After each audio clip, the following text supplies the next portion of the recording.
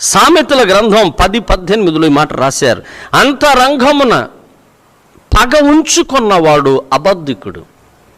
ఇది నేను రాసిన మాట కాదు, బైబిల్లో రాయబడిన మాట. మీరు బైబిల్ ఓపెన్ చేసి చూసుకోండి.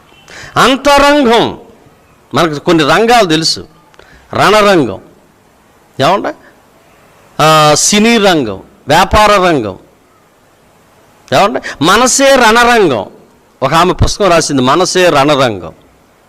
ఇక రాయబడిన మాట ఏంటంటే సినీ రంగం అని రాయలేదు, క్రీడా రంగం అని రాయలేదు.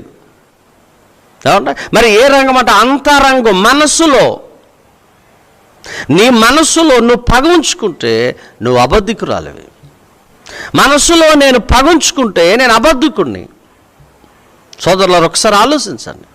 మీరు ప్రార్థనకు వెళ్ళట్లేదా అని నేను అడగట్లేదు, మీకు వాక్యం తెలియట్లేదా అని నేను అడగట్లేదు, లేదా మీరు ప్రార్థన చేసుకుంటలేదా అని నేను అడగట్లేదు. మీరు ప్రార్థనకు వెళ్ళేవారే.